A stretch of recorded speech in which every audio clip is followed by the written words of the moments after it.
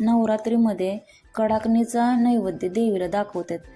त्या कडाकण्या कशा बनवतात ते तुम्हाला एकदम सोप्या पद्धतीनं सांगते. एक वाटी, अख्खी मोठी जरा वाटी होती तेवढी वाटी मी गव्हाचं पीठ घेतलं आणि त्यामध्ये थोडंसं पाव वाटी बेसन पीठ घेतलं. एक चिमूटभर त्यामध्ये मीठ टाकून घ्यायचं आणि अगोदरच 1-2 तास आधी गूळ भिजू घालून घ्यायचा.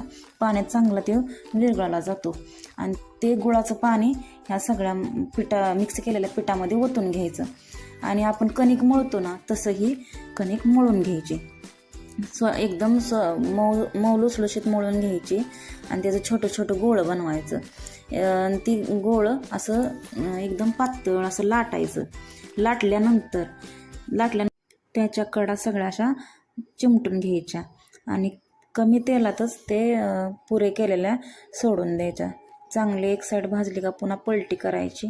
पलटी करत व्यवस्थित पुरी भाजून घ्यायची ती आणि नंतर ते तेल नितळेपर्यंत थोड्या वेळ असं पकडायचे वरती आणि तेल नितळलं की लगेच एका ताटात काढून घ्यायचं. अशा सगळ्या कडाकण्या बनवून घ्यायच्या आणि 5, 7 किंवा 9 कडाकण्या एका दोऱ्यात बांधून तुमच्या देवीला अर्पण करा. घटाला पण बांधून द्या. हे देवीचा आवडता पदार्थ आहे.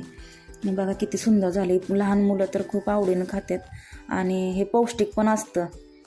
अशाच साधे रेसिपी पाहण्यासाठी चॅनलला सबस्क्राईब करा. कमेंट करत राहा.